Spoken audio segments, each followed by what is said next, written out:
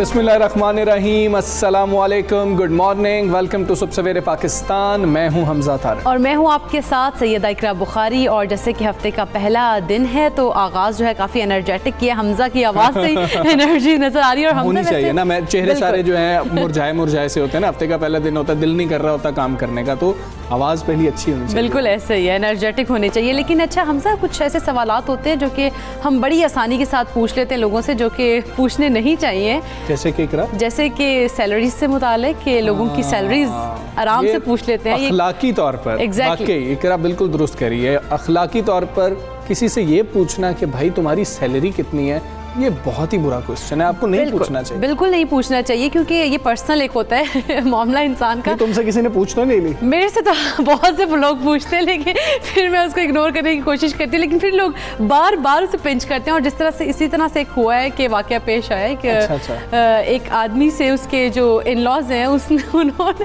Question पूछा कि जी आपकी सैलरी कितनी है। बार बार उन्होंने यही पूछा कि जी आपकी सैलरी कितनी है। उसने कहा कि मैंने बड़े शाइस्तगी के साथ और बहुत ही अच्छे तरीके से मैंने उनको जवाब दिया कि भाई मेरी सैलरी इतनी है कि आपकी बेटी कभी भी, मतलब उसे जो है ना, आपकी बेटी हमेशा खुश रहेगी, मतलब ज़रूरियात मैं पूरी कर सकता हूँ। हाँ, लेकिन जो इन लॉज से उन लोगों ने उनको सेटिस्फेक्शन उनकी हो ही नहीं रही थी इस बात पे। उन्होंने क्या किया कि जी उन्होंने कमरे का दरवाज़ा लॉक कर दिया। उन्होंने कहा तब तक नहीं खुलेगा जब तक तुम अपनी सैलरी नहीं बताओगे। क्या बात है। और फिर ये हुआ कि जैसे उसको बहुत ही गुस्सा आया और उसने उसे उनकी टेबल पे बैठा हुआ था, खाने की टेबल पर, और उसने काफ़ी गुस्से का इजहार किया कि भाई वो बताना ही नहीं चाह रहा। और उसने बार बार यही क्वेश्चन का आंसर दिया कि भाई इतनी है कि आपकी बेटी खुश रहेगी। लेकिन जो लड़की के पेरेंट्स थे वो इस बात पर रजामंद हो ही नहीं रहे थे।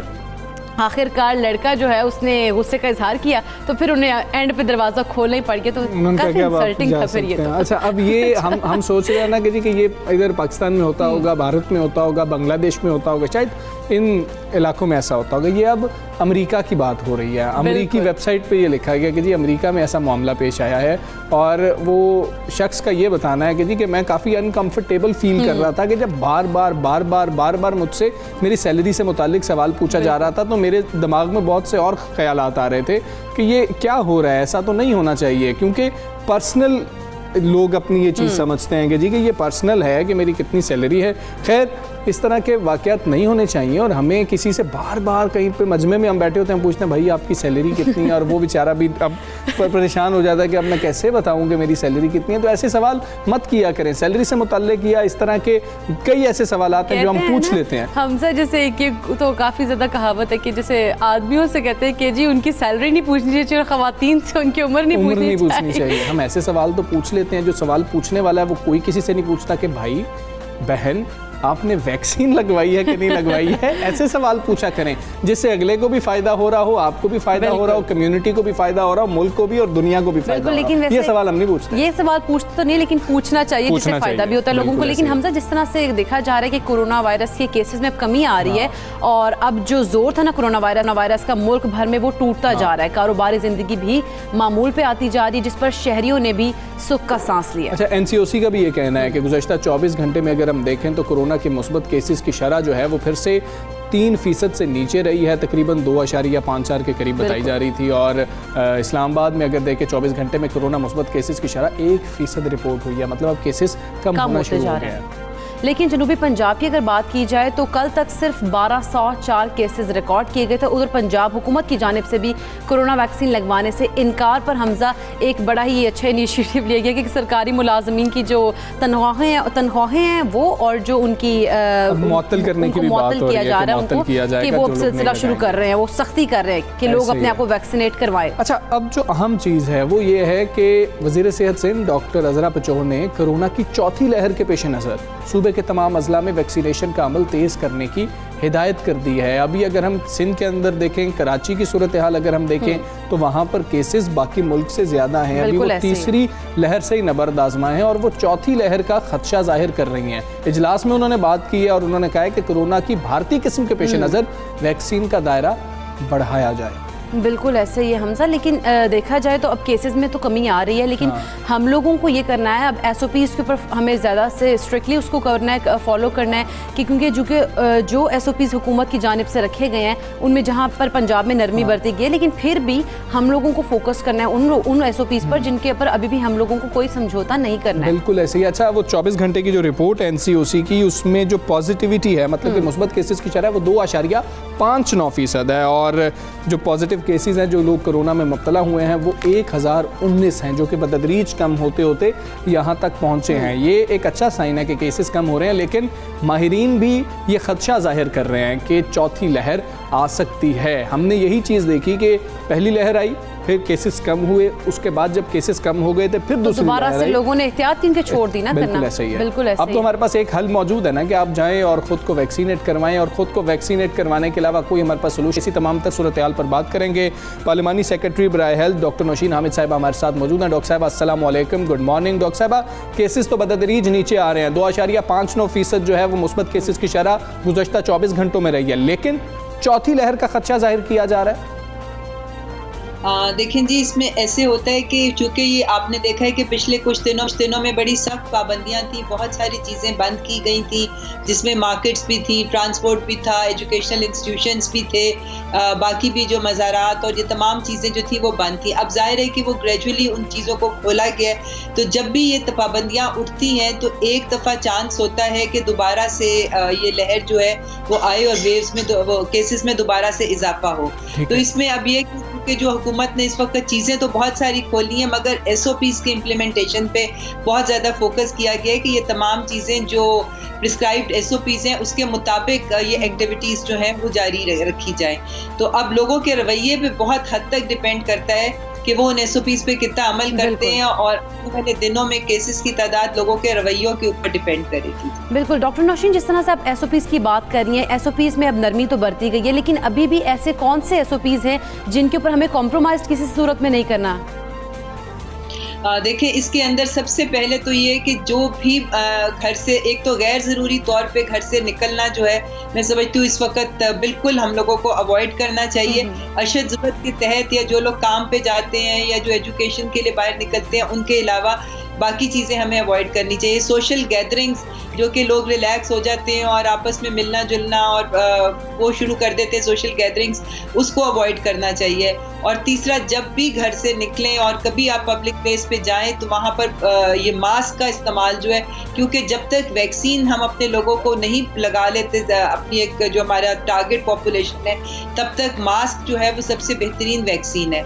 तो इन तमाम चीज़ों पे अगर मैं समझती हूँ कि लोग अमल दरामद करेंगे तो इंशाअल्लाह ताला हम वेव से बच जाएंगे। बिल्कुल ठीक है। डॉक्टर साहब, ये भी बताइएगा, अब कुछ सख्तियाँ की जा रही हैं मकामी जो गवर्नमेंट्स हैं उनकी जानिब से, सूबाई हुकूमतों की जानिब से।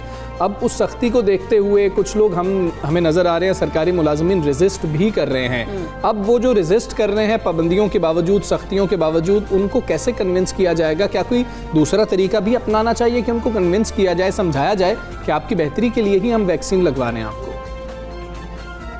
देखिए जी, इस वक्त तो मैं समझती हूँ कि वैक्सीन लगवाना एक कौमी जिम्मेदारी है, और ये भी हमें समझना चाहिए कि ये एक बड़ी सीरियस वबा है और इसका खात्मा उसी सूरत में मुमकिन है अगर हमारी 70% जो टारगेट पॉपुलेशन है वो वैक्सीनेट हो जाए। और दुनिया के हमारे सामने मिसालें मौजूद है कि जिन लोगों ने अपनी एक पॉपुलेशन को, इस टारगेट पॉपुलेशन को वैक्सीनेट कर लिया, वहाँ आज मास्क का इस्तेमाल भी ख़त्म हो रहा है और लाइफ जो है दोबारा नॉर्मलसी की तरफ आ रही है। तो ये मेरा ख्याल है लोगों की काफ़ी एग्जाम्पल है कि वो समझें कि इस वक्त, तो इसके लिए हुकूमत डेफिनेटली जो है वो इक़दामात लेगी, और जिस तरीके से अब कहा जा रहा है कि जो लोग नहीं वैक्सीन लगवाएंगे उनके किसी ना किसी फॉर्म में एक्शन होगा। डॉक्टर साहबा, ये बताइएगा, अब वैक्सीन की बात हो रही है, हम अपने बच्चों के लिए भी देख रहे हैं कि 12 से 18 साल के जो बच्चे हैं उनको भी कोई वैक्सीन लगवाई जाए, फाइज़र हम लगवा सकते हैं, उसके लिए ऑर्डर कब तक कर दिया जाएगा? जी देखिए, अभी तक दुनिया में 2 एक वैक्सीन ही हैं जो 12 साल से प्लस के लिए नहीं है। इस वक्त फाइजर पाकिस्तान में एक महदूद क्वांटिटी में मौजूद है, मगर ये इस वक्त उनको प्रायोरिटाइज किया गया है कि जो सीरियसली इल पेशेंट्स हैं, जिनको क्रॉनिक कोई लिवर की प्रॉब्लम है, किडनी की प्रॉब्लम है, कैंसर के पेशेंट्स हैं, कीमोथेरेपी वगैरह जिनकी हो रही है, फिलहाल उनको ये उनके लिए ये वैक्सीन यूज़ होगी। पहली स्टेज में हम 18 साल से बड़ी उम्र के लोगों को ही टारगेट कर रहे हैं। अगर ये हमारी पॉपुलेशन जब कवर हो जाएगी तो इंशाल्लाह ताला हम बच्चों की तरफ भी आएंगे। ठीक है डॉक्टर साहब, एक और अहम मसला है कि ये बात हो रही है कि वैक्सीन के जो सर्टिफिकेट हैं वो भी शायद कुछ जाली इशू किए गए हैं। इस बारे में आपके पास क्या इतलात हैं? जी, सिंध से कुछ रिपोर्ट्स आई हैं कि वहाँ का जो अमला था उन्होंने कोई अपनी मिलीभगत से कुछ जाली सर्टिफिकेट्स इशू किए हैं। मगर मैं आपको ये बता दूं कि ये सिस्टम बड़ा एक इफेक्टिव सिस्टम है। निम्स का जो नेशनल इम्यूनाइजेशन मैनेजमेंट सिस्टम है और ये नादरा से कनेक्टेड है, सारा कंप्यूटराइज्ड है, इसीलिए फौरी तौर पे वो लोग पकड़े भी गए जो कि ये इस तरह का काम कर रहे थे। तो ये काफ़ी हद तक ये सिस्टम बड़ा फूल प्रूफ है, मगर इसके ऊपर मजीद मैं समझती हूँ विजिलेंस की ज़रूरत है। हमारे सामने ये रिपोर्ट्स आ गई हैं, तो इसको मजीद इसके ऊपर जो विजिलेंस है उसको स्ट्रॉन्ग किया जा रहा है। बिल्कुल डॉक्टर साहब, इस बारे में कहिएगा कि हेल्थ सिस्टम जो है उसमें आप ज़्यादा दबाव तो नहीं देख रहे हैं? नहीं, अब अल्हम्दुलिल्लाह जी इस वक्त हॉस्पिटल्स की सिचुएशन जो है वो पिछले महीनों से, ये जो मार्च में वेव शुरू हुई थी और हमने जून में इसकी और बहुत ज़्यादा इसका हमने प्रेशर उस वक्त हॉस्पिटल्स में देखा था। और एक स्टेज ये वो भी आई थी जिस वक्त हमने ऑक्सीजन की भी कमी का अंदेशा हो गया था कि जितना प्रेशर था हॉस्पिटल्स पे कि ऑक्सीजन कहीं कम ना हो जाए। पर अब अल्हम्दुलिल्लाह सिचुएशन बहुत बेहतर है, हॉस्पिटल एडमिशन्स बहुत कम हो गई हुई हैं और हॉस्पिटल्स की जो बाकी हम लोगों ने सर्विसेज रोकी थी कोरोना पेशेंट्स की वजह से, वो भी अब दोबारा से रिज्यूम हो रही हैं। तो अब सिचुएशन बेहतर है और इस वक्त किसी किस्म का भी बर्डन नहीं है। अच्छा डॉक्टर साहब, इंडियन वेरिएंट कोरोना वायरस के जो केसेस अगर खुदा न ख्वास्ता अगर आते हैं तो उनसे नबर्द आजमा होने के लिए क्या इकदाम किए जा रहे हैं हुकूमत की जानिब से? देखिए, सबसे पहले तो ये कि हमारी विजिलेंस जो पॉइंट ऑफ एंट्रीज पे वो बहुत स्ट्रॉन्ग कर दी गई है कि जो भी पेशेंट, बेशक जो भी पैसेंजर है वो बाहर से अगर अपना कोरोना नेगेटिव का टेस्ट लेकर भी आता है तो हम उसको एयरपोर्ट पे स्क्रीन करते हैं, रैपिड एंटीजन टेस्ट होता है। और आपने खबरें देखी भी होंगी कि बहुत सारे जो हैं जो नेगेटिव रिपोर्ट्स लेकर आए थे वो यहाँ पर पॉजिटिव डिटेक्ट हुए हैं, तो उनको फिर उनके टेस्ट पे फौरी तौर पे भेजे जाते हैं NIH ये देखने के लिए कि कौन सा वेरिएंट है जिससे वो इफेक्टेड है। और उसकी वजह से हमारे कुछ ट्रेस भी हुए और बाकी उनको फिर आइसोलेशन में हॉस्पिटल में या जो आइसोलेशन की फैसिलिटीज़ है वहाँ पे उनको शिफ्ट किया जाता है और उनका क्वारंटीन पीरियड जो है उसको पूरा करवाया जाता है। बिल्कुल ठीक है डॉक्टर साहब, बहुत शुक्रिया आपका। सबसे पहले पाकिस्तान से आप बात कर रही थी, बड़ी अहम चीज़ है जो डॉक्टर साहबा भी कह रही थी कि हमें ख़ुद को वैक्सीनेट करवाना है और यही बात हमें बाकियों को भी समझानी है। अगर हमें खुद समझ आ जाए और हम खुद को वैक्सीनेट करवा लें तो फिर बाकियों को भी समझाएं कि हमने वैक्सीन लगवाई थी, अल्हम्दुलिल्लाह हम बिल्कुल ठीक हैं। और आप आसपास अपने लोगों को देखना शुरू करें और आप जब देख रहे होंगे कि फ़लाँ शख्स ने वैक्सीन लगवाई थी वो बिल्कुल ठीक है, ऐसा एक केस भी हमने ज़ाती तौर पे मैंने तो नहीं देखा, कई लोगों को मैंने देखा जिन्होंने खुद को वैक्सीनेट करवाया, कोई साइड इफ़ेक्ट्स हमने नहीं देखे। आप लोग भी उन लोगों से बात करें, अगर आपके जहन में कुछ खदशात हैं तो आपके वो खदशात दूर हो जाएंगे। बिल्कुल आगे बढ़ते हैं हमजा। और जिस तरह से एक बड़ा ही हमारी पाकिस्तान की हिस्ट्री का अफसोसनाक वाक़या है और बहुत ही दर्दनाक आप कह लें कि इस वाक़या है, और लेकिन सानिहा APS की हम बात कर रहे हैं और जबकि दहशत गर्दों ने और मौत के को शिकस्त देने वाले हमारे सामने तालिब इल्म भी हमें नज़र आए उसमें, और उन तालिब इल्मों में अहमद नवाज़ का नाम भी शामिल है और उन्होंने एक और एजाज़ अब अपने नाम कर लिया, पाकिस्तान का नाम रोशन कर रहे हैं। अहमद होनहार तालिब इल्म है,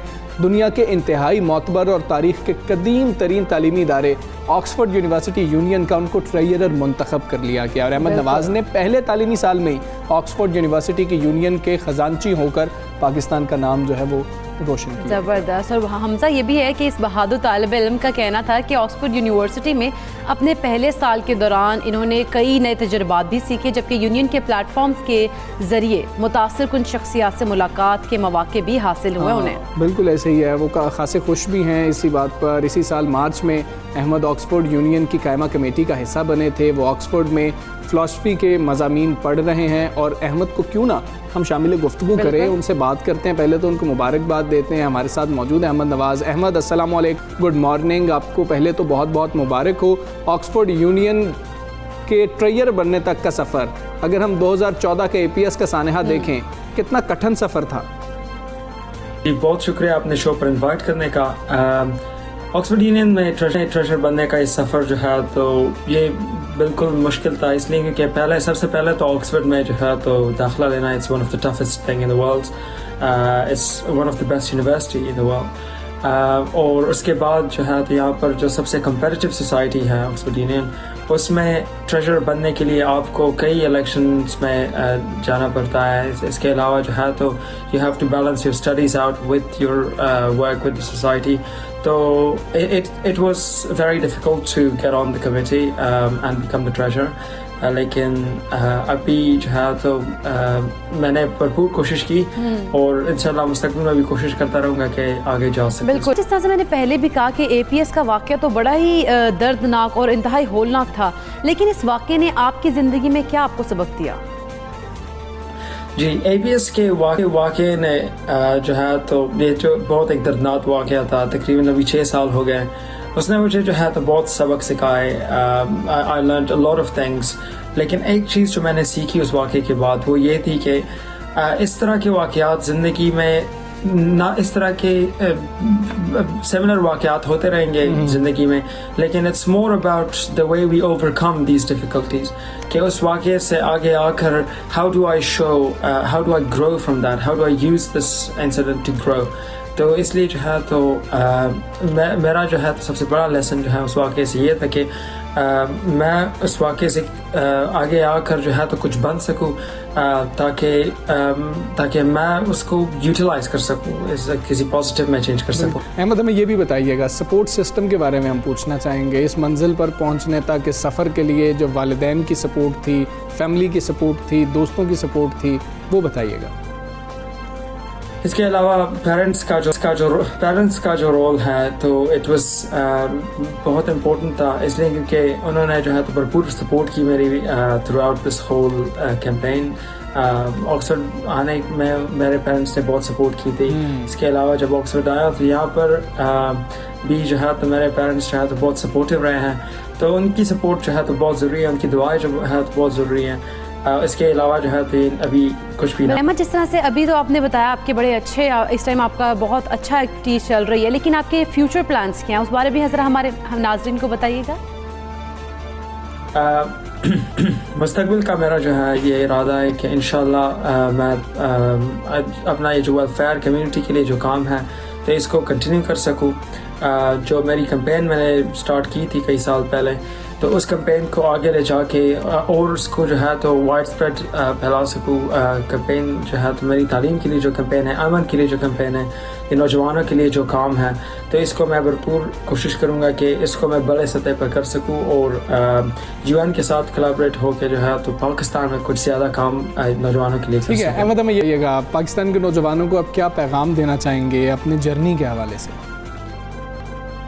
मेरा पैगाम पाकिस्तानी नौजवानों के लिए ये है कि ज़िंदगी में जितने भी वाक़े हो, जितने भी हादसात हो, जो भी हो, there will be hardships, लेकिन the thing that we need to do is to make sure that we overcome that, और उसको जो है तो अपने आप को बेहतर बनाने की कोशिश कर सके उस वाक़े को यूज़ करके। तो इसके अलावा जो है तो अपनी सोसाइटीज़ में जो है हम एक्टिव रोल प्ले कर सके, क्योंकि हमारे नौजवान जो है तो पाकिस्तान का सबसे इम्पोर्टेंट असासा है, और अगर आप जो है तो कुछ नहीं करेंगे तो no one will do anything for this country.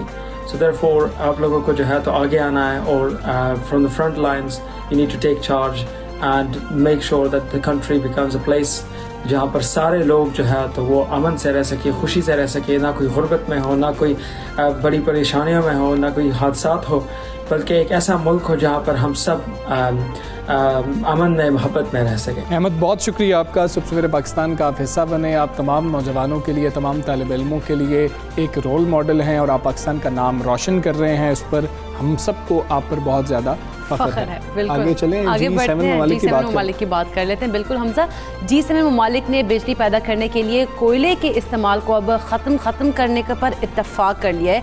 एक बड़ा बिजली पैदा करने का जरिया था कोयला, लेकिन अब जो है उन्होंने इत्तफाक इस बात पे किया कि इसको ख़त्म करना चाहिए।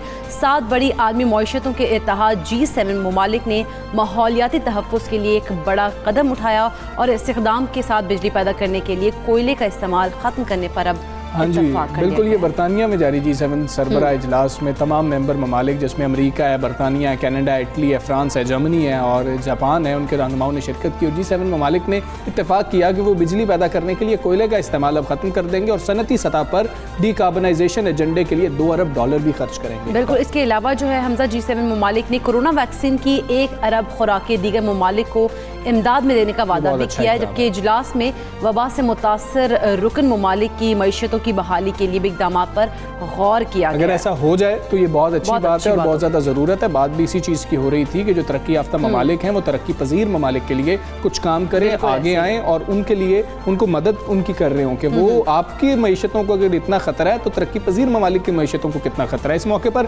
आलमी रहनुमाओं से मलिका बरतानिया समेत शाही ख़ानदान के अफराद की खुसूसी मुलाकात भी हुई। मलिका ने तलवार मंगवाई, उनके सामने केक लाया गया, वो एक रिवायती तकरीब होती है और उन्होंने कहा कि जी मैं चाकू से नहीं काटूंगी, मेरे लिए तलवार लाई जाए। खैर वो तलवार मंगवाई गई, उन्होंने केक काटा और फ़ोटो सेशन के लिए रहनुमा जमा हुए तो अज़राह मजाक बोली कि आप लोगों को ऐसे नज़र आना चाहिए जैसे आप इसे बहुत इंजॉय कर रहे हैं। वैसे तलवार उन्होंने उल्टी पकड़ ली थी, उनसे कट नहीं रही थी, फिर उनकी बहू साथ थी, उन्होंने मदद की कि जी मैं आपकी मदद करती हूँ। वैसे ये इंस्पिरेशन तलवार पकड़ने की इनको कहाँ से आई होगी हमजा? नहीं, अर्तुगरुल से तो नहीं आई होगी, मैं ये तो जानता हूँ, उन्होंने शायद नहीं देखा होगा, तुम्हारा उधर ही इशारा था, मेरा इशारा वैसे उसी तरफ, लेकिन उन्होंने उल्टी पकड़ी और फिर जब सारे देख रहे थे कि मलिका से ऐसा नहीं हो रहा तो उन्होंने मतलब कि दिलचस्प जुमला कहा कि आप लोगों को ऐसे नजर आना चाहिए कि आप सबको बहुत मजा आ रहा है, आप सब बहुत इंजॉय करें, जिस पर सब लोग जो है हंस पड़े। लेकिन हमजा हम लोगों को यहाँ पर अब ब्रेक भी लेनी है। ब्रेक लेते हैं, फिर बाकी बातें बाद में करते हैं।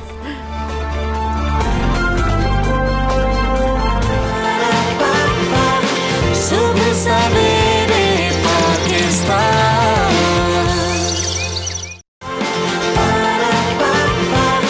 सुबह सवेरे पाकिस्तान।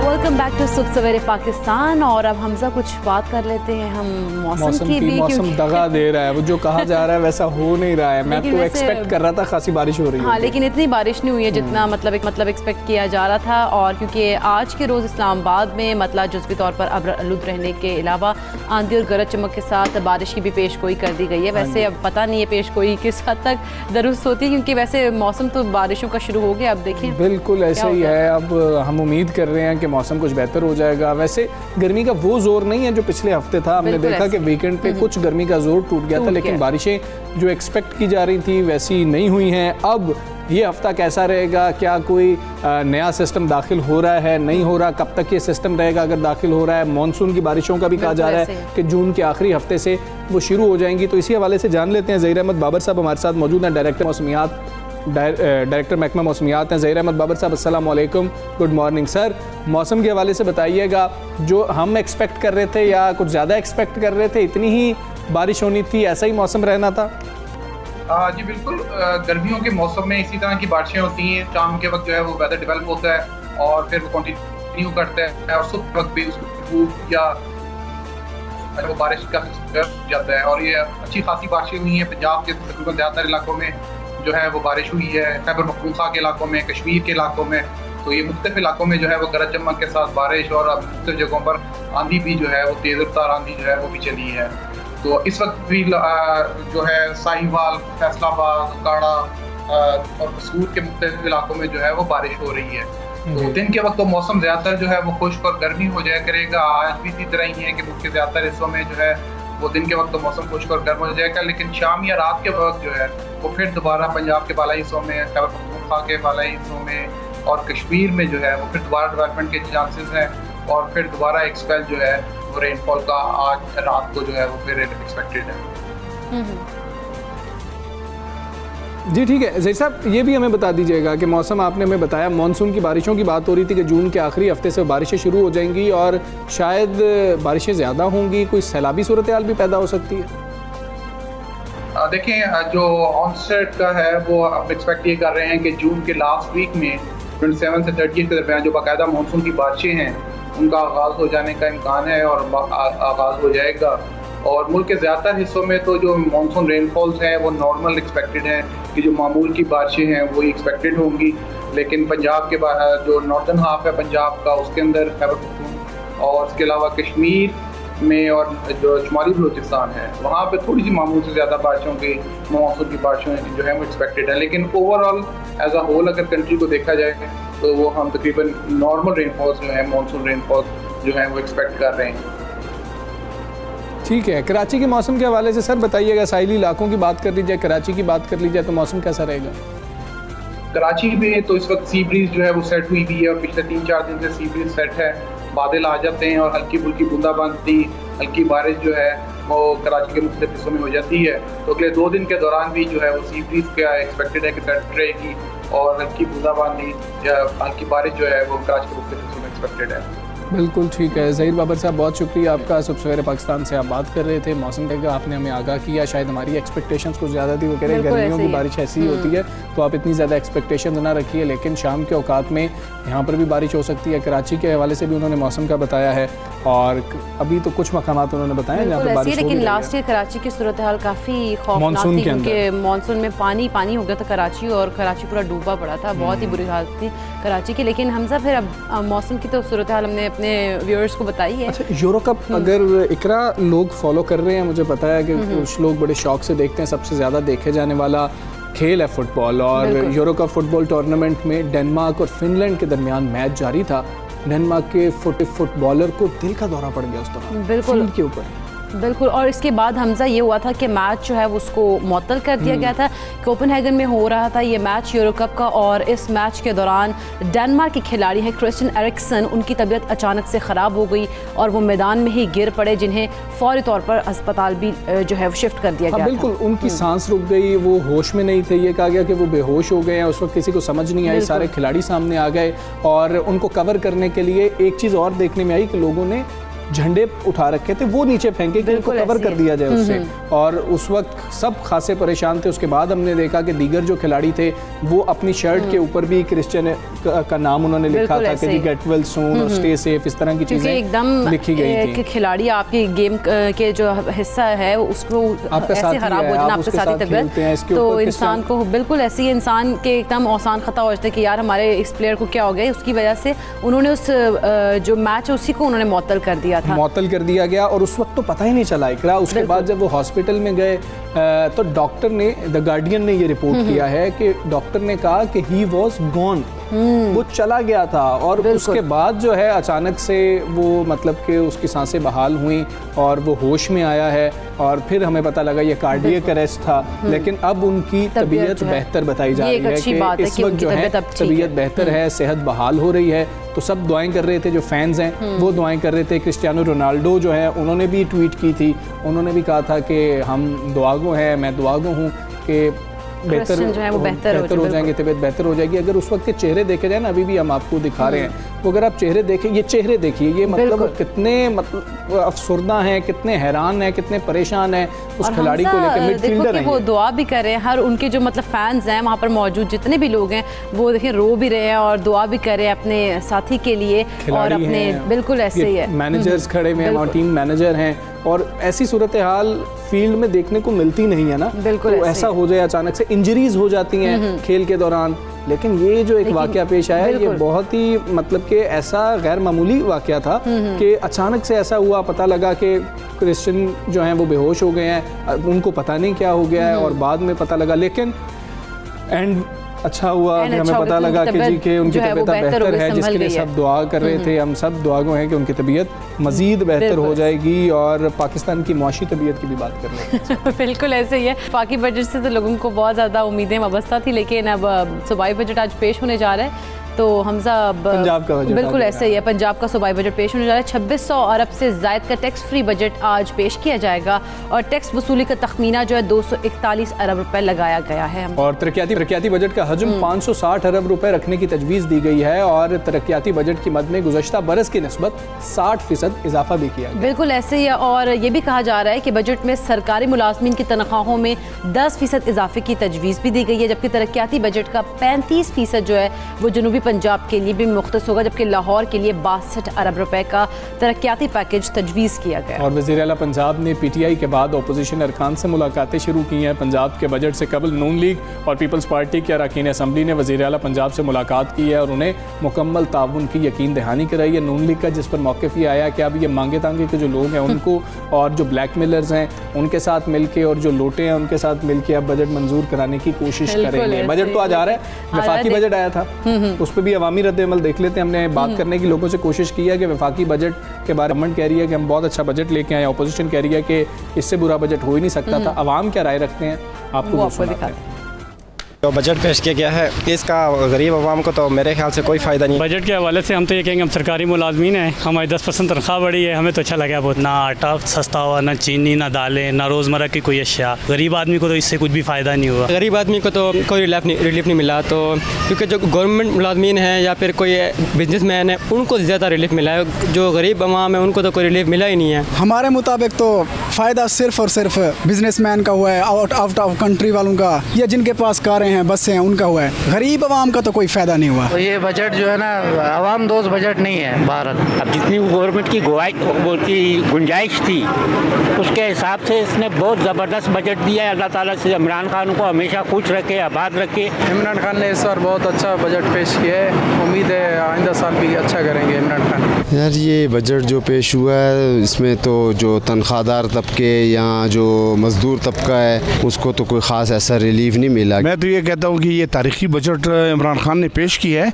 और इस पर तो मेरे ख्याल पूरी कौम उसको खराज तासीम पेश करी, क्योंकि इसमें गरीबों को उसने नताड़ दिया है। बजट में आवाम के लिए कुछ भी नहीं रखा गया है। चीज़ें बेचकर बजट में शामिल करना, स्टील मिल बेचकर, दूसरे तीसरे बड़े बड़े इदारे बेचकर या रेलवे बेचकर, इनसे मुल्क का बजट ना बनता है और ना चलता है। बजट तो हर साल पेश होता है, कोई आज नई बात तो नहीं है, मगर गरीब आवाम का है वहीं का वहीं है। उसके पास जो है पहनने को कपड़ा नहीं है, खाने को रोटी नहीं है, रहने को छत नहीं है। देखिए ये जो अभी वफाकी बजट पेश हुआ है इससे आवाम की जो उम्मीदें थी बिल्कुल तकरीबन अगर हम पूरा तो नहीं कह सकते, 75% नहीं कह सकते, 50% तो इनकी उम्मीदों तक ये बजट पेश किया गया है। जिसमें आवाम दोस्त बिल्कुल नहीं है, क्योंकि इस बजट में गरीब से गरीब तबर हो रहा है और अमीर से अमरतर हो रहा है।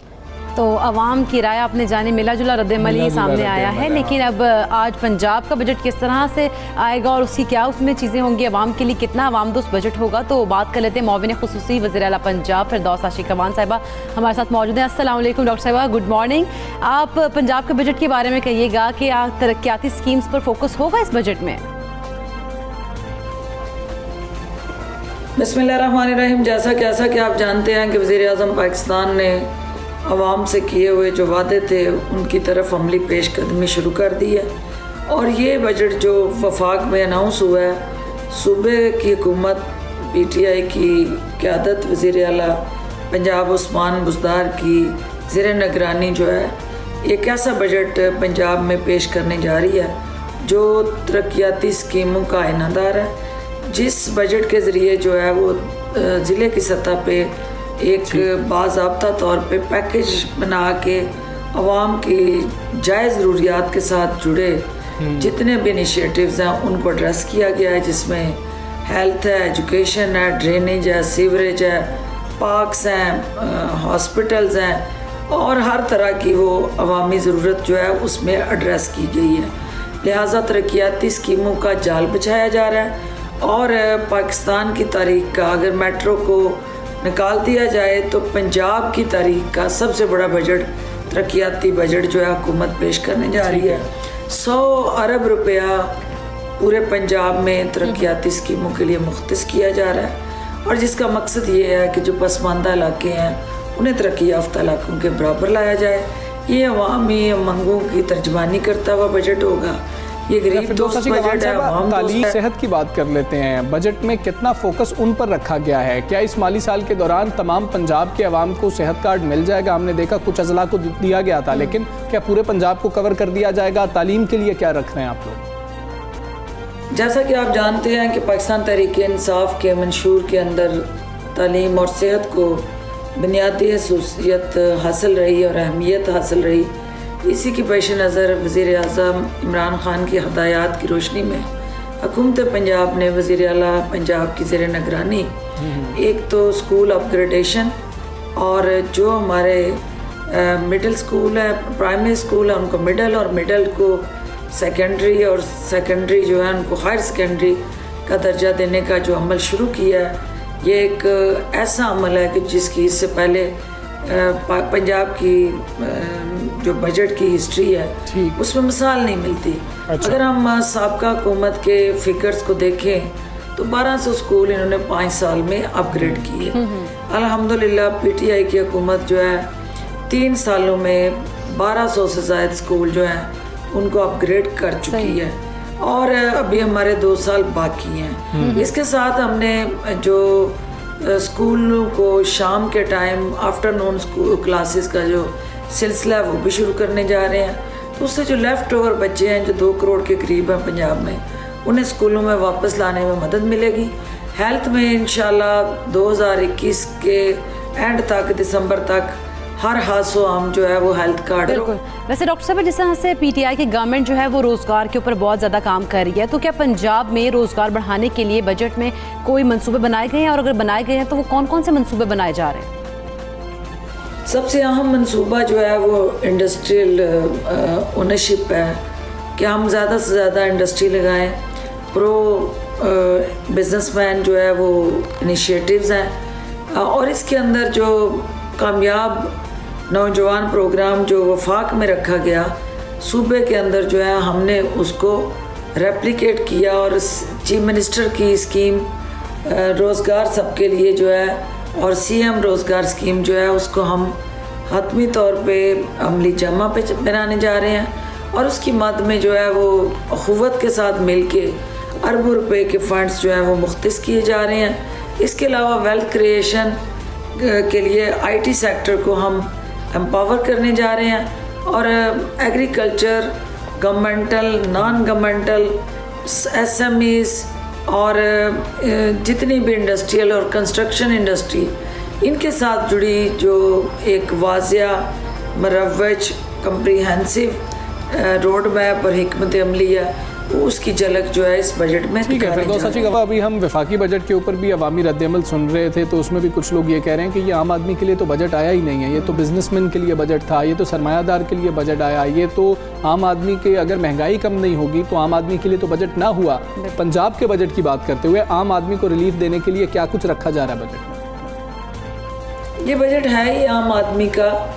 आम आदमी की जो ज़रूरत है वो उसको क्वालिटी हेल्थ चाहिए, बेटर एजुकेशन चाहिए, उसको रोज़गार चाहिए, उसको पीने का साफ़ पानी चाहिए, उसको रास्ते अच्छे चाहिए, सड़कें चाहिए। वो तमाम जो ज़रूरियात एक आम आदमी की है इस बजट में हुकूमत एड्रेस करने जा रही है। और जैसा कि मैंने पहले अर्ज़ किया कि 100 अरब का बजट जो है वो तरक्याती स्कीमों के लिए मुख्तस किया गया है और ये स्कीमें जो है आम आदमी की ज़रूरत के साथ जुड़ी हैं और इसके अलावा जो है उसके ज़रूरत के साथ जुड़े जो दीगर शुबे हैं, हर मिनिस्ट्री जो है उसने अपने डीपी में उन तमाम स्कीमों को जो अवामी मफाद में है उनको शामिल किया है। उसमें जो है एग्रीकल्चर सेक्टर के अंदर हम जो इनकलाब लाए हैं, जो किसान कार्ड है उसकी फराहमी हम निचली सतह पर यकीनी बनाने जा रहे हैं। अच्छा। और इसके साथ तालिब इल्मों के लिए, ख़वातीन के लिए, मज़दूर के लिए, मेहनत कश के लिए, छोटे काश्तकार के लिए, यहाँ तक कि हमारे सरकारी मुलाजमीन और बिजनेसमैन के लिए, हर एक के लिए इस बजट में कोई ना कोई खुशखबरी मौजूद है।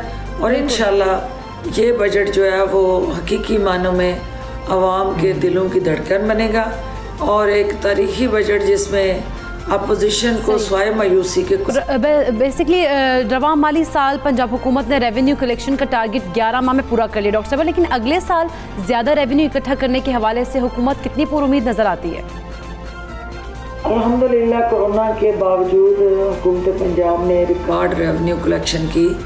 ये हमारी टीम की अनथक मेहनत और ट्रांसपेरेंसी के साथ जुड़ा जो हुकूमती अज़्म है उसकी वाज़िया दलील है। और हुकूमत इस रेवेन्यू को और ज़्यादा अगले साल में बढ़ाना चाहती है, इसमें इजाफ़ा होगा इंशाल्लाह। और जब हम जदीद टेक्नोलॉजी के ज़रिए जो टैक्स पेयर है उसके दरवाज़े पे दस्तक देंगे तो जो पैसा सरमाया इससे पहले लोगों की जेबों में चला जाता था अब वो कौमी ख़जाने में जमा हो रहा है, तो जिसकी वजह से ये रेवेन्यू बढ़ा है। और मज़ीद हम तो करते हैं कि एक साफ शफाफ गवर्नेंस और सर्विस डिलीवरी जो है वो रेवेन्यू को मज़ीद बढ़ाने का बायस बना। डॉक्टर साहब, वज़ीर-ए-आज़म साहब ने बजट जब पेश होने जा रहा था वो आए थे ऐवान में, तो उन्होंने कहा था कि आज सब खुश हो जाएंगे। तो ख़ास तौर पे सरकारी मुलाजमीन के लिए हमें बता दें कि पंजाब हुकूमत आज खुश करने जा रही है सरकारी मुलाजमीन को, क्या खुशखबरी है उनके लिए?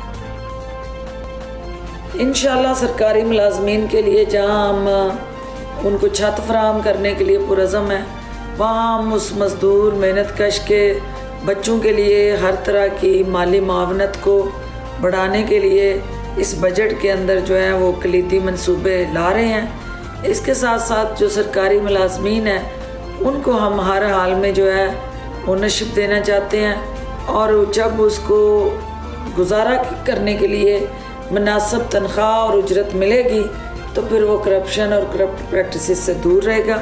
इसी ज़रूरत को महसूस करते हुए सरकारी मुलाजमीन जो हैं उनके लिए तनख्वाहों में इजाफे के हवाले से हुकूमत बाकी सूबों और वफाक की निस्बत ज़्यादा तरजीही बुनियादों पे उनको अलाउंसेस और तनख्वाहों में इजाफा करने जा रही है। मौजूसी बराए इत्तलात वज़ीर आला पंजाब फिरदौस शिकवान साहिबा सुबह सवेरे पाकिस्तान से बात कर रही थी। और इकरा, हम उम्मीद करते हैं कि वैसा ही हो, अवाम बाकी खुश हों और अवाम दोस्त बजट होगा, सब यही उम्मीद रखते हैं। तो जब बजट आ जाएगा पता लग जाएगा। बिल्कुल ऐसे ही पता लगेगा अवाम दोस्त है या अवामी रद्दमल वैसे मिला जुला ही होता है, मिला जुला होता है। और क्योंकि जो गवर्नमेंट के हमने देखा कि वॉक्स पॉप जो चल रहे थे उसमें गवर्नमेंट के जितने भी एम्प्लॉयज़ थे वो तो कहते कि भाई इजाफा हमारी सैलरीज में, हम तो बड़े खुश हैं। लेकिन कुछ मुलाजमीन ने जो है वो एहतजाज भी किया था उसी रोज़ के जी कि नहीं 20% तो कम अज़ कम बढ़ाई जाए। और बिलावल साहब 30% के ख़ां थे, वो हम सिंध में खैर देख लेंगे। बिल्कुल ऐसे ही। वैसे अब हम बहुत ही अहम खबर आई है कि फ़लस्तीन पर जो मज़ालिम ढाए जा रहे थे और वो थे इसराइल के वज़ीर आज़म नेतन्याहू,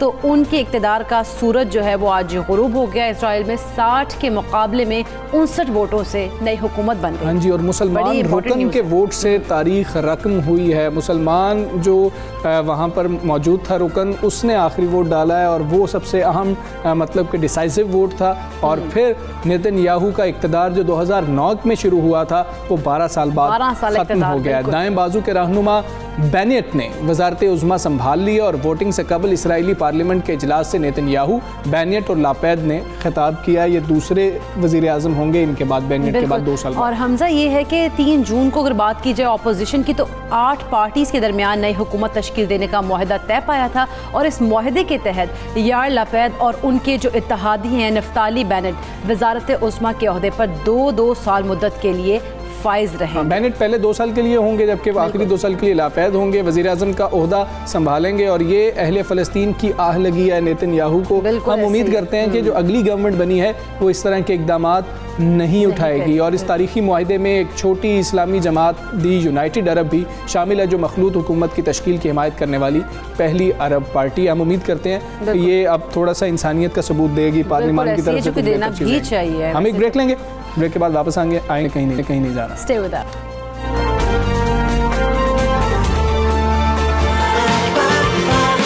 सुबह सवेरे पाकिस्तान,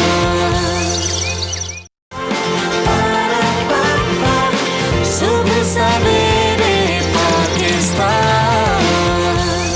बात कर लेते हैं वफाक और सिंध सरकार के दरमियान होने वाली लफ्ज़ी जंग की, जिसके ख़ात्मे के कोई आसार अब नज़र नहीं आ रहे। एक बयान सामने आ जाता है, फिर उस पर बयान सामने आता है, फिर बयान सामने आता है, और ये जो जंग है ये जारी है। बिल्कुल। वफाकी वज़ीर इत्तलात फवाद चौधरी की बात करें तो उन्होंने कराची में मीडिया से बात की और उन्होंने कहा कि सिंध हुकूमत को उन्होंने ताबड़तोड़ उन पर हमले भी किए। उन्होंने कहा कि लोग मुतालबा करते हैं कि सिंध में गवर्नर राज लगा दे, लेकिन आइन में इसकी कोई गुंजाइश नहीं है। आर्टिकल 140A का नफाज ही वाहिद रास्ता है। हमजा, हाँ, जिसके ज़रिए सिंध को उसका हक मिल सकता है। अच्छा, अब अगर बात कर ली जाए 140 से है क्या, लोकल गवर्नमेंट के हवाले से यह है। और फवाद चौधरी साहब ने कहा कि कायम अली शाह हो या मुराद अली शाह हो, उनको सिर्फ रबर स्टैम्प के तौर पर वज़ीर आला हाउस में बिठाया जाता है। सिंध हुकूमत के फैसले वज़ीर आला नहीं कर रहे होते, बल्कि बिलावल और जरदारी हाउस में हो रहे होते हैं। उन्होंने ये भी सवाल किया कि कराची को पैसा मिल नहीं रहा, सिंध के मसाइल हल हो नहीं रहे, तो ये पैसा जा कहाँ रहा है। बिल्कुल। और वफाकी वज़ीर ने इल्ज़ाम लगाया है कि सूबे के अवाम का असल पानी तो बिलावल हाउस मुराद अली शाह वाले चोरी कर रहे हैं, और मुराद अली शाह आज़ाद मुबस्सल क्यों नहीं लगा देते हैं। फवाद चौधरी ने यह भी इल्ज़ाम लगाया है कि वज़ीर इत्तलात सिंध नासिर हुसैन शाह, और जब ये इल्ज़ामात लगाए तो वो फिर नासिर हुसैन शाह जो है वो बरहम हो गए, और उन्होंने कहा कि वज़ीर आला सिंध के खिलाफ वफाक साजिशें कर रहा है। और फवाद चौधरी खुद पंजाब के वज़ीर आला बनना चाहते हैं, जबकि वज़ीर तालीम सिंध सईद गनी का कहना था कि मरकज़ में मांगे तांगे की हुकूमत है। मुराद अली शाह वफाक को टफ टाइम देते हैं, इसलिए वफाक मुराद अली शाह को पसंद नहीं कर रहा है। इसी पर हम बात करेंगे। हमारे साथ मौजूद हैं पाकिस्तान तहरीक इंसाफ के रहनुमा हैं, अपोजिशन लीडर हैं सिंध में हलीम आदिल शेख साहब। शेख साहब, बहुत शुक्रिया, अस्सलाम वालेकुम, गुड मॉर्निंग। आपको टफ टाइम देते हैं वफाक में जाके वज़ीर आला सिंध सईद मुराद अली शाह साहब, आप लोग इसलिए उनके खिलाफ जो है साजिश कर रहे हैं। सबसे पहले तो बिल्कुल मैं इसका जवाब देता हूं कि वो टफ टाइम तो मुराद अली शाह ने 13 साल से सिंध के अवाम को दिया हुआ है। सिंध के अवाम को क्या वफाक को टफ टाइम देंगे? उन्होंने सिंध को जो टफ टाइम दिया है, सिंध के अवाम को जो टफ टाइम दिया है, सिर्फ उन्होंने जो सॉफ्ट टाइम दिया है वो जरदारी ग्रुप को दिया है, ओमनी ग्रुप को दिया है, बिलावल हाउस को दिया है, CM हाउस को दिया है, अपनी कैबिनेट को दिया है। पूरे सिंध को टफ टाइम देने के बाद उन्होंने सिंध को एड्स लगाई है, टफ टाइम। सिंधों को कुत्तों से कटवा दिया, टफ टाइम। घर में बच्चे मरवा दिए, tough time to Sindh. Sindh में पानी की चोरी करा दी, tough time to Sindh. Sindh के शहरों को कचरा कुंडी बना दिया, tough time to Sindh. Karachi को दुनिया के 10 गंदे तरीन शहरों में शामिल करा दिया। तो टफ टाइम तो हमें दिया है सिंध के लोगों को, वफाक क्या टफ टाइम देंगे? वो ये मुराद अली शाह और टफ टाइम वो देता है जो शख्स बड़ा नीट एंड क्लीन होता है, जो शख्स नैब केस कई केसेस में इन्वॉल्व हो, वाइट कॉलर क्रिमिनल हो, जिसमें आज हर किस्म की सब्सिडी पे चोरी की हो, नूरियाबाद में चोरी की हो, शुगर मिलें बेच दी हो, बैंक अपने बेच दिए हो, उसके अंदर टांगों में जान नहीं होती है। टफ टाइम मुराद अली शाह साहब झूठ सिर्फ एक तरीके से देते हैं। हाँ, वफाक को टफ टाइम मिलता है जब खुदा न खास्ता ये सिंध कार्ड खेल कर एक सिक्योरिटी रिस्क बनना चाहते हैं। ये पंजाब, सिंध, वफाक, सिंध, मतलब मुल्क में जब ये खुदा न खास्ता जो एक सिंध कार्ड खेल कर एक महरूमी पेश करके और लड़ाना चाहते हैं, तो उसको हम टफ टाइम समझते हैं। ये अपनी गवर्नमेंट बचाने के लिए ये नफरतें फैलाते हैं, जिसको हम समझ सकते हैं कि उसको वफाक टफ टाइम लेता है। ये मुल्क की यकजहती ज़रूरी है। लेकिन मैं आपके एक बात को, कल से इनका कुछ लोग शुरू हो गए कि पता नहीं आर्टिकल 140A, वो कह रहे हैं आर्टिकल 140A लगाया जा रहा है, नाफिज किया जा रहा है, वफाक कब्जा कर रहा है। कल से उन्होंने ड्रामा स्टार्ट किया हुआ है। ये आईने पाकिस्तान की, ये मेरी जेब में होती है, हर वक्त मैं आइन लेके चल रहा होता हूँ। आर्टिकल 140A है क्या? मैं चाहता हूँ 92 जो है सिंध के अवाम को बता दें। कल से उन्होंने ड्रामा मचाया हुआ कि जी फवाद चौधरी ने वफाक के कब्जे का मंसूबा बना दिया।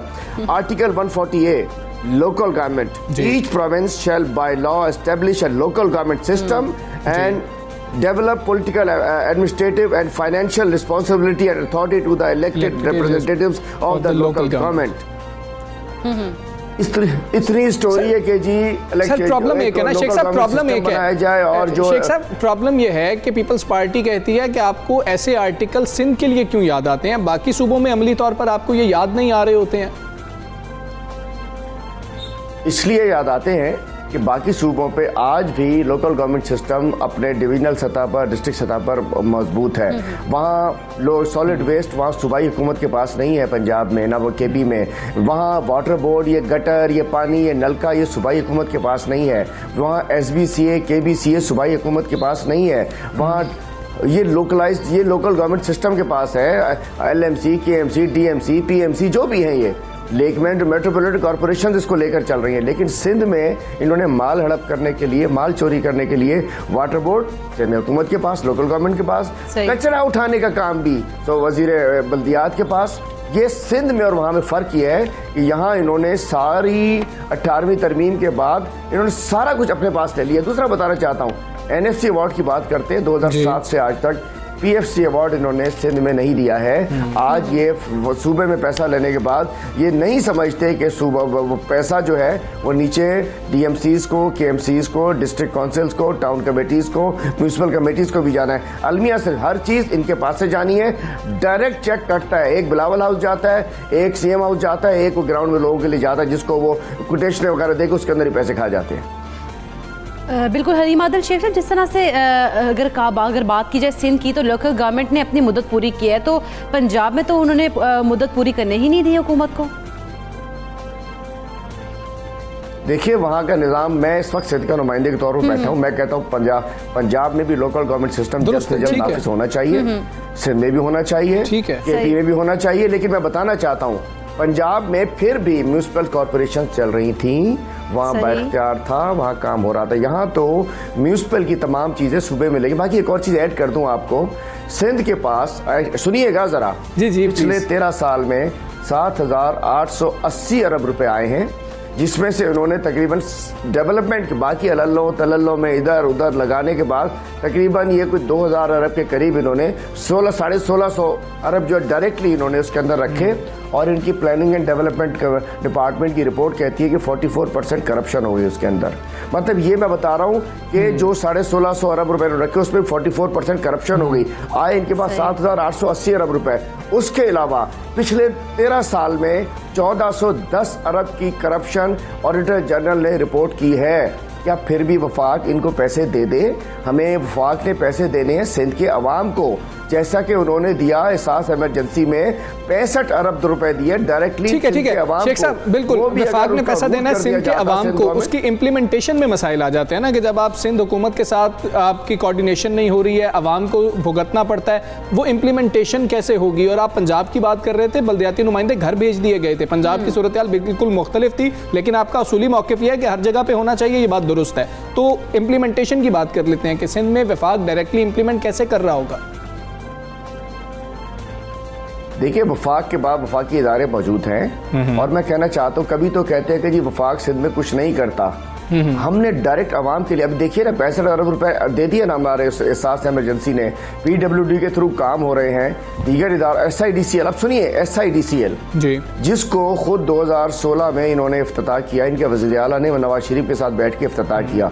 उस वक्त SIDCL ठीक थी, अब उसको कहते हैं ये ईस्ट इंडिया कंपनी है। मैं कहना चाहता हूँ उस दिन बिलावल हाउस को आग लगी जब मीडिया सेल में, तो ईस्ट इंडिया कंपनी की फायर ब्रिगेड ने जाकर, जिसका गिफ्ट था इमरान खान का, उसने इनकी जाके आग बुझाई। वो जो बजट की वजह से इनको लग गई थी कि बजट इतना अच्छा आ गया, सुलग गए थे सब, वो इनके अंदर की आग जो थी वो मीडिया सेल तक पहुंच गई, तो वो भी हमारी गाड़ियों ने जाके बुझाई है। तो मैं कहता हूँ ये नफरत फैलाना चाहते हैं। बात यह है कि वफाक काम कर रहा है, इनको तो मैंने बताया ना, मैंने आपको फिगर्स दी हैं, मैंने आपको फिगर्स दिए हैं। 7,880 अरब रुपए आए, 1650 अरब डेवलपमेंट पे लगाए, उसमें PND की इनकी रिपोर्ट के मुताबिक 44% करप्शन होगी, मतलब 700 खा गए। उसके अलावा ऑडिटर जनरल की रिपोर्ट कहती, हलीम आदिल नहीं कहता, 92 नहीं कहता, मैं नहीं कहता, कि 1450 अरब, मतलब पिछले 10 साल में 957 अरब की करप्शन थी 17-18 तक। उसका 18-19 के अंदर 222 अरब ऐड हुए, 19-20 के अंदर 282 अरब की करप्शन हुई है, जो कि ऑडिटर जनरल कहता है। 1400 अरब की करप्शन डेवलपमेंट साइड। ठीक है हलीम आदिल शेख साहब, बहुत शुक्रिया आपका। पाकिस्तान से आप बात कर रहे थे, आगे बढ़ते हैं और बात करते हैं कि पाकिस्तान समेत दुनिया भर में आज खून अतिया करने वालों का आलमी दिन मनाया जा रहा है। मतलब कि ब्लड डोनेट करने वालों का आलमी दिन मनाया जा रहा है, और ब्लड डोनेशन बहुत ज़्यादा अहम भी, हम सब बिल्कुल ऐसे ही। और इसका मकसद जो है वो ये है कि अवाम में खून की अतिया करने का शऊर उजागर किया जाए, क्योंकि रगों में दौड़ते खून से इंसानी ज़िंदगी की डोर बंदी होती है। और ये एहसास शिद्दत से उस वक्त इस एहसास उस शिद्दत से उस वक्त होता है जबकि कोई इंसान इस बीमारी या हादसे की सूरत में किसी इंसान को ज़रूरत होती है, उसके प्यारे को अचानक अचानक इस तरह का कोई इंसिडेंट पेश आ जाता है कि कोई ऐसा वाक़या पेश आए कि उसको खून जो है उसकी ज़रूरत पड़ सकती है, तो इस चीज़ के लिए जो है ये दिन मनाया जाता है ताकि लोगों में शौक उजागर हो सके। सबसे ज़्यादा परेशानी कब होती है? जब आपका कोई अपना प्यारा खुदा न खास्ता हॉस्पिटल में होता है, आप खून ढूंढ रहे होते हैं, वो कोई भी खून हो आप ढूंढ रहे होते हैं और आपको वो खून नहीं मिल रहा होता। आप कहते हैं, डॉक्टर आपको बताते हैं कि जी कि 2 बोतलें चाहिए होंगी, 2 बैग्स चाहिए होंगे और आप एक भी नहीं इकट्ठा कर पा रहे हैं। बहुत ही अजीब बेबस हुआ होता है इंसान। और फिर हमें उस वक्त तो ये सोचना चाहिए कि काश हमने भी किसी को खून अतिया किया होता तो आज शायद हम इस सिचुएशन में ना होते। रज़ाकाराना तौर पर खून अतिया करने वाले अफराद का किरदार किसी फरिश्ते से कम नहीं होता जो किसी नफ़ा और रिश्ते के बगैर अपना खून देकर एक इंसानी ज़िंदगी को बचाते हैं। और ये भी है कि हमजा खून जो कि अतिया करते हैं लोग, उनकी बदौलत हर साल जो है कितने ही आप देखते हैं कि लोग हैं उनकी जानें बच जाती हैं और ज़िंदगी और मौत की कैफियत में मुब्तला मरीज़ों के लिए खून की मुंतकली के अमल से जीने की एक नई उम्मीद भी पैदा होती है, जो कि हर एक इंसान चाहता है कि यार हम लोगों को ज़िंदगी में और भी जीना है अभी, तो खून अगर किसी को मिल जाए टाइम पर तो वो उसकी ज़िंदगी जो है एक इंसान की। पाकिस्तान उन ममालिक में इकरा शामिल है कि जहाँ पर जो खून अतिया करने वाली शरह है वो सिर्फ 10% है, बाकी 90% जो है वो फैमिली डोनेट कर रही होती है। तो इस शरह को बढ़ाना बहुत ज़रूरी है। कैसे बढ़ाया जा सकता है बात करेंगे। डॉक्टर मरियम शरीफ हमारे साथ मौजूद है। अस्सलाम वालेकुम, गुड मॉर्निंग, वेलकम टू सबसे सवेरे पाकिस्तान। ये बताइएगा कि ब्लड डोनेट करना बहुत ज़्यादा अहम है। ये हमें उस वक्त समझ लगती है जब हमें चाहिए होता है, जब हमने किसी को देना होता है हमें समझ नहीं लगती है। किस तरीके से लोगों को मोटिवेट किया जा सकता है कि ये बहुत ज़रूरी है, इसको अपनी ज़िंदगी का हिस्सा बनाएं। अस्सलाम वालेकुम जी, शुक्रिया कि आपने मुझे अपने प्रोग्राम में इनवाइट किया। जिसमें बिल्कुल आपने अभी जिक्र किया कि जो ब्लड डोनेशन है उस वक्त हमें ख्याल आता है जब हमारे किसी जानने वाले को ज़रूरत पड़े और उस वक्त हम बिल्कुल एक इमरजेंसी की कैफियत में होते हैं कि किसी तरह ये अरेंज हो जाए हमारे लिए। लेकिन अगर हमारी आवाम में इस चीज़ का पहले से ही शूर पैदा किया जाए, इसी तरह वर्ल्ड ब्लड डोनेशन डे के ज़रिए और बात की जाए इस मौजू पे कि जी खून देने के फ़वाइद क्या हैं, तो लोग शायद इस तरफ कायल हो जाए। खून देने के फ़वाइद हैं बिल्कुल। अगर आप 18 साल से बड़ी उम्र के हैं, 18 से 60 साल के दरमियान हैं और आपका वज़न 50 किलो से ऊपर है, तो आप एक सेहतमंद इंसान कहलाए जा सकते हैं और आप खून दे सकते हैं। आपका इस प्रोसीजर के दौरान एक बेसिक चेकअप भी हो जाएगा। आपकी कुछ सर्टेन बीमारियों की स्क्रीनिंग हो जाती है जिसमें यरकान, एड्स, इनके आपके टेस्ट होते हैं, आपका ब्लड प्रेशर लिया जाता है, आपका एक बेसिक चेकअप होता है। तो इसके अलावा जी ये बिल्कुल एक 15 मिनट का प्रोसीजर है जी। और इसके बाद आपको बिठा के ऑब्जर्व भी किया जाता है। तो एक बिल्कुल एक आम शहरी जो है जाके कहीं भी एक अच्छे सेंटर में जाके ब्लड डोनेट कर सकता है। ना सिर्फ ये सवाब का भी काम है, खिदमत खल्क भी है। आप इसी नीयत से दें कि इंशाल्लाह ये कभी मेरे भी काम आ सकते हैं। अगर मैं किसी के काम आ तो कोई मेरे भी काम आ सकता है। बिल्कुल ऐसे ही है। डॉक्टर साहब, जिस तरह से आपने बात की एक सेहतमंद इंसान की, एक हेल्दी पर्सन की, तो खून का अतिया कितने अरसे बाद कर देना चाहिए और क्या कोई ऐसी रिसर्च है जिसमें ब्लड डोनेशन का कोई साइड इफेक्ट भी सामने आया हो? जी, इसमें ऐसा है कि एक सेहतमंद इंसान तकरीबन हर 2 से 3 माह बाद अपना खून जो है वो डोनेट कर सकता है और अल्हम्दुलिल्लाह अभी तक ऐसी कोई रिसर्च नहीं है जिसमें इसके कोई साइड इफ़ेक्ट सामने आए हों। आर्जी तौर पे हो सकता है आपको थोड़े बहुत चक्कर वगैरह आए, लेकिन उसी वक्त फिर आपको बिठाया जाता है, आपको पानी या जूस वगैरह दिया जाता है और आपका ब्लड प्रेशर चेक किया जाता है, तो कोई लॉन्ग लास्टिंग साइड इफ़ेक्ट्स नहीं है। इसके बरक्स इसके जो है फ़वाइद वो हैं। देखिए, खून देने से आप एक तो अपने जो जिस्म में जो आयरन के स्टोर्स अगर जमा होना शुरू हो जाए, लिवर में जाके वो डिपॉजिट होना शुरू हो जाए, तो ये लंबे अरसे के लिए आपके लिए नुकसानदेह हो सकता है। तो इसके जो रिसर्च ने साबित किया है कि इसके दिल के लिए फ़वाइद हैं, बेनिफिट्स हैं। आपको इनडायरेक्ट तरीके से हार्ट अटैक से बचाया जा सकता है अगर आप बाकायदगी से खून अता करें। ठीक है डॉक्टर साहब, ये भी बताइएगा, हम देखते हैं कि ब्लड बैंक्स मौजूद होते हैं अस्पतालों में, लेकिन वहाँ से एक तो लोग हेजिटेट कर रहे होते हैं कि पता नहीं कैसा होगा, कब से पड़ा होगा, क्या खून होगा, लोग नहीं लेना चाह रहे होते हैं। दूसरा, अक्सर वहाँ पर अवेलेबल भी नहीं होता। ब्लड डोनर सोसाइटीज़ का कल्चर यहाँ पर नहीं है, वो कितना ज़्यादा ज़रूरी है, उसको कैसे परवान चढ़ाया जा सकता है? देखिए, इसमें यही चीज़ इम्पॉर्टेंट है कि हस्पताल और इन के अलावा लोग जो हैं वो स्टूडेंट्स जो है हमारी यूथ जो है वो इस चीज़ में मोबिलाइज हो। यूनिवर्सिटीज़ में, स्कूलों में इस चीज़ को प्रमोट किया जाए, उधर जाके इस चीज़ पे टॉक्स की जाए, उनको बताया जाए कि खून देने के फ़वाइद क्या हैं और लोगों को बैजेस दिए जाएं, अप्रिशिएट किया जाए। क्योंकि देखिए, जैसा आपने बताया, ये बिल्कुल रज़ाकाराना तौर पे है, जिसमें आपको जो है कोई ना आपको कोई इंसेंटिव मिल रहा है, ना कोई आपको पैसे मिल रहे हैं। ये आपकी अपनी दिल की अच्छाई है और ये आपकी सवाब कमाने की एक ख्वाहिश है जिसके लिए आप जाके खून देते हैं। तो अगर हम अपने जवानों को मोबिलाइज़ करें, उनको ये चीज़ जाके समझाई जाए यूनिवर्सिटीज़ में, स्कूल्स में, तो इसका आहिस्ता आहिस्ता कल्चर हमारे मुल्क में भी आ जाएगा। और हम लोग मुसलमान होने के नाते हमें तो इस सवाब कमाने की एक ख्वाहिश होती है, तो ये एक आसान तरीका है जिससे हम ये चीज़ कर सकते हैं। बिल्कुल। डॉक्टर साहिबा, वैसे इस बारे में कहिएगा कि कौन से ऐसे लोग हैं जिनको ब्लड डोनेट नहीं करना चाहिए? जी, एक तो वो जो मैंने आपको बताया, जो वेट का कट ऑफ है, जो लोग 50 किलो से कम उनका वजन है वो नहीं दे सकते, और 18 साल से कम उम्र या 60 साल से ज़्यादा उम्र के लोग वो नहीं दे सकते। उसके अलावा जिनको यरकान का मसला है वो लोग नहीं दे सकते, उनकी स्क्रीनिंग हो जाती है। और ये कि इवन जो लोग जो शुगर के मरीज़ हैं वो लोग भी, अगर वो दवाइयों पे उनकी शुगर कंट्रोल्ड है वो भी दे सकते हैं। सिर्फ जो लोग इंसुलिन पे हैं वो लोग नहीं दे सकते। ठीक है, तो काफ़ी सारी पॉपुलेशन हमारे खून डोनेट कर सकती है। ठीक है डॉक्टर साहब, एक और चीज़ है कि हम इमरजेंसी का इंतज़ार क्यों करें कि खुदा न खास्ता कोई इमरजेंसी होगी तो हम ब्लड डोनेट करने के लिए जाएंगे। मतलब ऐसे कई मरीज़ होते हैं जिनको रेगुलरली खून लग रहा होता है, ख़ासतौर पे हम थैलेसीमिया के बच्चों की बात कर लें तो हमें क्या उनको डोनेट करने नहीं जाना चाहिए? लोगों को शायद इल्म ही नहीं है इसके बारे में। जी, बदकिस्मती से यही बात है कि लोगों को इल्म नहीं है या लोगों में इतना शऊर नहीं है। जब तक कि आपने अपने किसी प्यारे के साथ इस तरह की अनफॉर्चुनेट चीज़ नहीं होती तो आपको एहसास नहीं होता कि जी दुनिया में और भी ऐसे लोग हैं जिनको इस खून की ज़रूरत है। तो जिस तरह आपने बताया, थैलेसीमिया जो है, बच्चे हैं बिल्कुल, उनको हर महीने खून की ज़रूरत होती है जब तक कि वो इस काबिल नहीं हो जाते कि उनको ट्रांसप्लांट पे, और हर बच्चा जो है वो ट्रांसप्लांट करा भी नहीं सकता। ना इतने वसाइल हैं, ना इतने रिसोर्सेज हैं हमारे पास कि थैलेसीमिया का पेशेंट ट्रांसप्लांट की तरफ जा सके। तो वो तो हर महीने उनको खून की ज़रूरत होती है। उसके अलावा आपने देखा होगा कि जिस तरह माएँ जो होती हैं हमल के दौरान, फिर डिलीवरी के करीब, ऑपरेशन में फ़ौरन उनको ज़रूरत होती है, और अगर इस वक्त पे उनको खून ना मिले तो खुदा न खास्ता जान भी जा सकती है। तो इमरजेंसी का बिल्कुल इंतज़ार नहीं करना चाहिए, बल्कि आपके अंदर इतना शऊर होना चाहिए कि मैं वक्त से पहले जाके किसी के लिए नेकी कर दूं ताकि किसी दिन मेरे लिए भी ये चीज़ हो सके। दुरुस्त कह रही हैं डॉक्टर साहब, बहुत शुक्रिया आपका। सुबह सवेरे पाकिस्तान से आप बात कर रही थी। वाकई ये बात बहुत ज़रूरी है कि लोगों को ये कम अज़ कम शऊर होना चाहिए कि हमें इमरजेंसी का वेट नहीं करना। और अक्सर मैसेजेस आते हैं और हम वो मैसेजेस देख के या हम पोस्ट देखते हैं, लोग शेयर कर रहे होते हैं, हमें पता होता है कि ये ब्लड ग्रुप हमारा ही है और हम डोनेट कर सकते हैं, हम फिर भी नहीं इग्नोर कर देते हैं हम लोग, क्योंकि हम लोग अपने ऊपर रख के नहीं देखते ना, क्योंकि अपने ऊपर जब रख के सिचुएशन देखेंगे तभी हमें दूसरों की तकलीफ का भी अंदाज़ा होगा। तो आप लोगों को चाहिए कि किसी इमरजेंसी का इंतजार किए बगैर ही ब्लड अपना डोनेट। और अगर आपके सामने ऐसी कोई पोस्ट आ जाती है तो बहुत अहम है, लोग इतने परेशान होते हैं, वो कहते हैं हम आपको पिक एंड ड्रॉप देने को भी तैयार है। इवन ये हालात होते हैं, लोग कहते हैं हम पे करने के लिए भी तैयार हैं।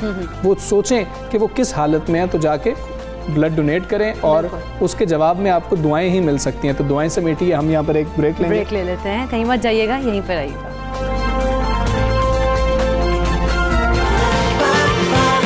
सुबह सवेरे पाकिस्तान,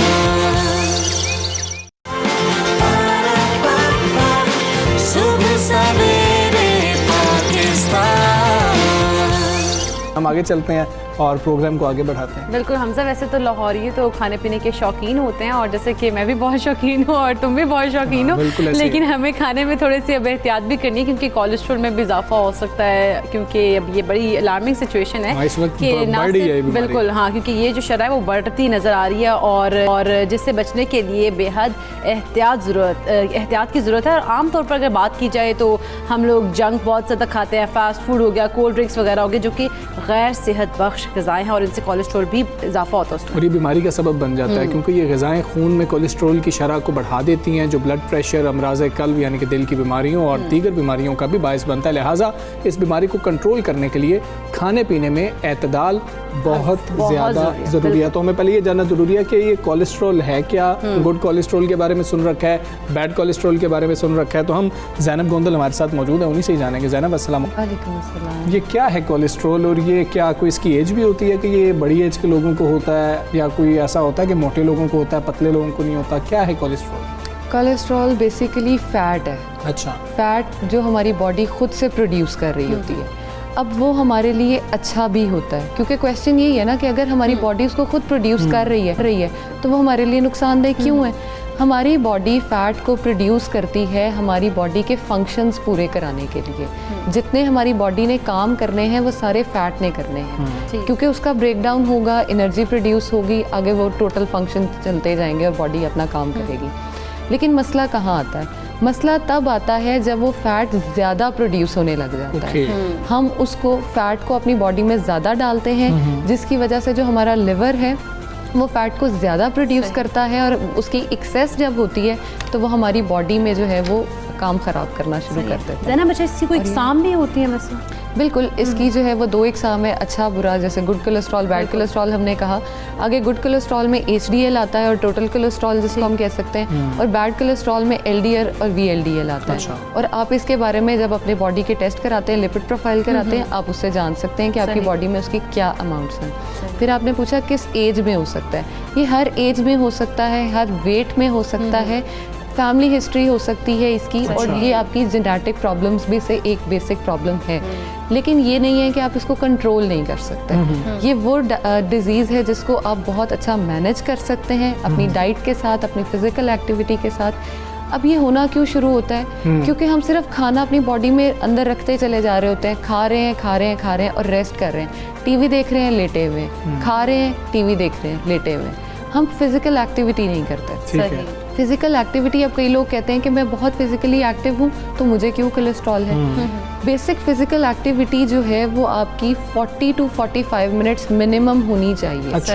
हम 15 से 20 मिनट करने के बाद कहते हैं मैं तो बहुत एक्टिव हूँ, मुझे फिर भी कोलेस्ट्रॉल के मसले हैं। वो कोलेस्ट्रॉल का मसला इसीलिए आ रहा होता है कि आप तो एक प्रॉपर टाइम जो है उसको मैनेज करना है तो आप उसको कंट्रोल कर सकते हैं।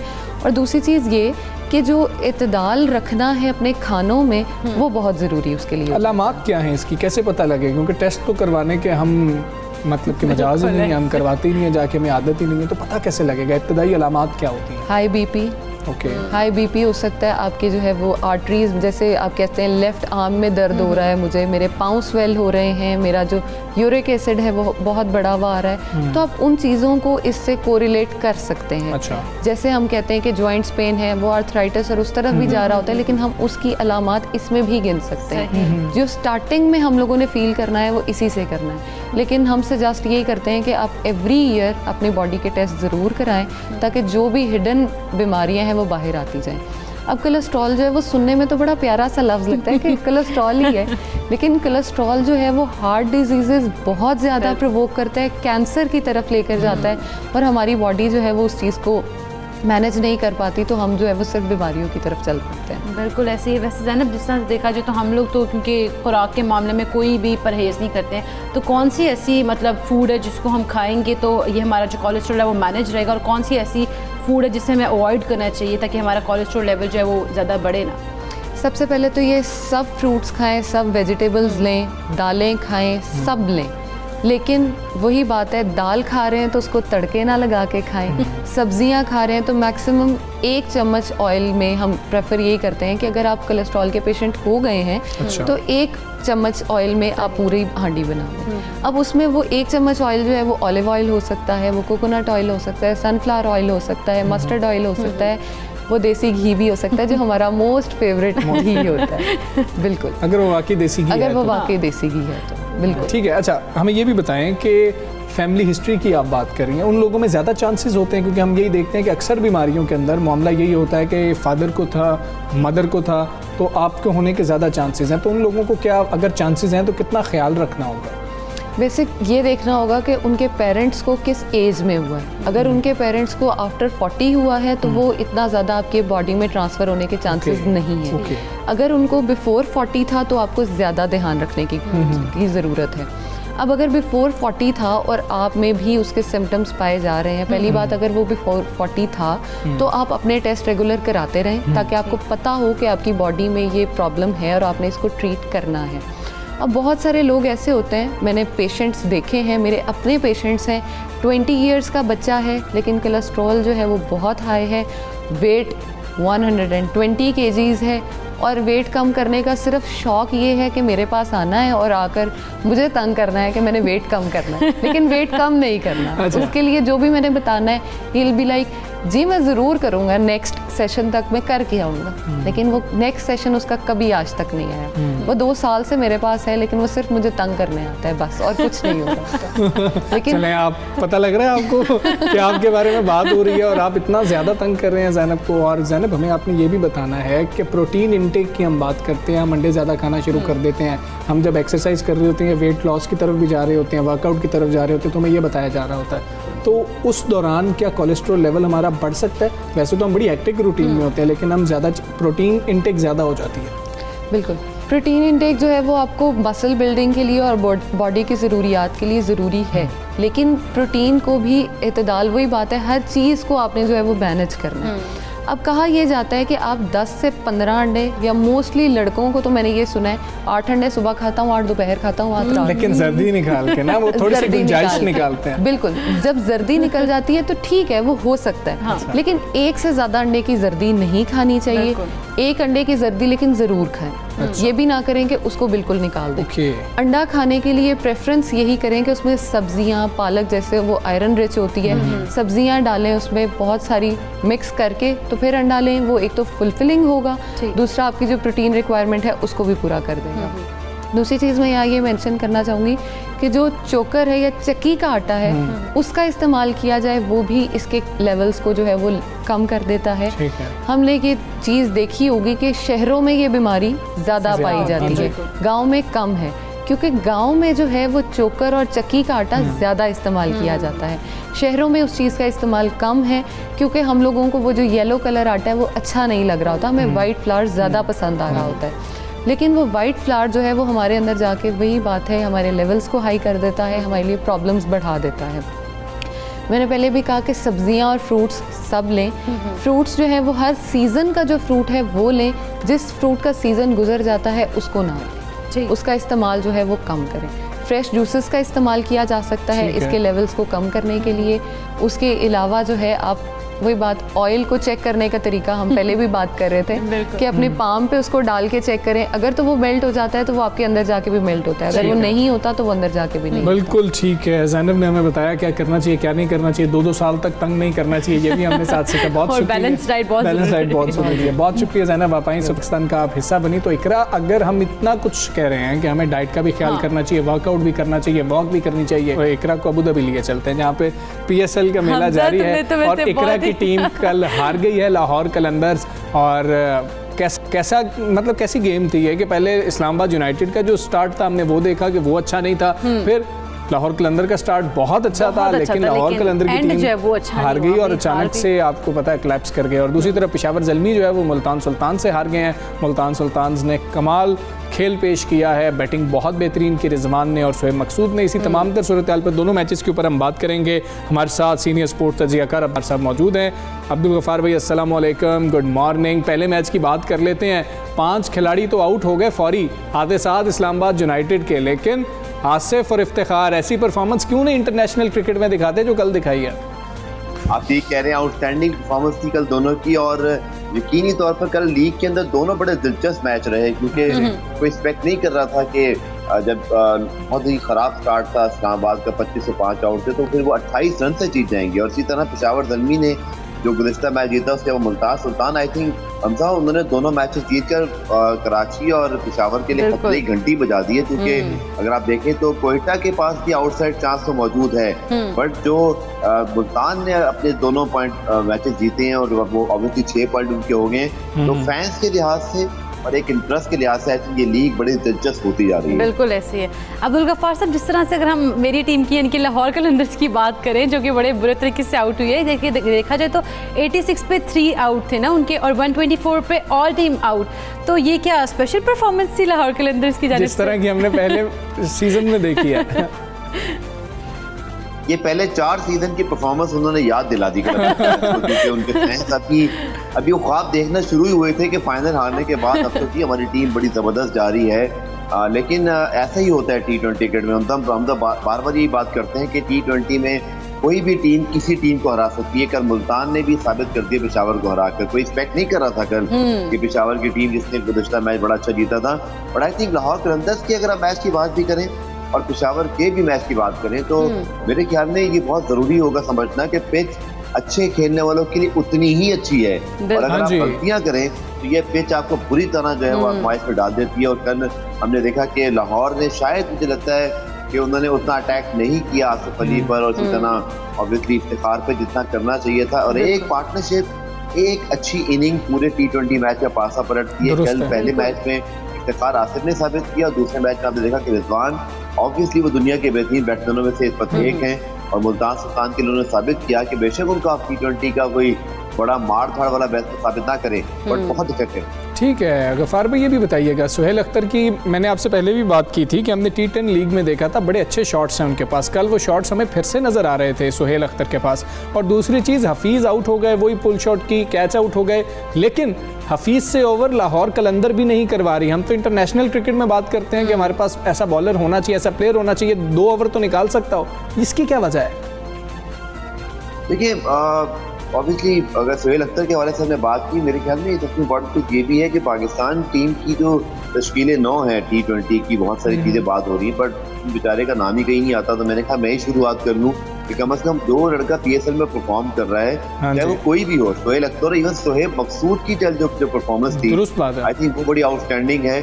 और अगर आप देखें नेशनल T20 के अंदर, हमजा आपको याद हो कि उनकी दुआदारे की जो बैट इनिंग थी, जो शायद पाकिस्तान की चंद बेहतरीन T20 इनिंग में से एक है, और उसके बाद मुसलसल 7 मैचेस में उनकी जो परफॉर्मेंस है, आई थिंक पाकिस्तान के लिए बड़ा अजीब हो गया हमजा ये कि वर्ल्ड T20 से पहले जो इंग्लैंड वेस्ट इंडीज के 8 मैचेस हैं, उसके लिए पाकिस्तान टीम का ऐलान अनफॉर्चुनेटली वीजा और लॉजिस्टिक की वजह से आपको इवेंट से पहले ही करना पड़ गया है। बट अब आप देखिए बहुत सारे अप्स एंड डाउन आ रहे हैं, बट पाकिस्तान के मिडल ऑर्डर के लिहाज से आई थिंक जो इशू है, शुएब मलिक पेशावर ज़ल्मी के और शुएब मकसूद मुझे तो बहुत ही अच्छे जो है कंटेंडर्स दिखाई देते हैं, बट अब क्या करें कि टीम पहले अनाउंस हो जाए।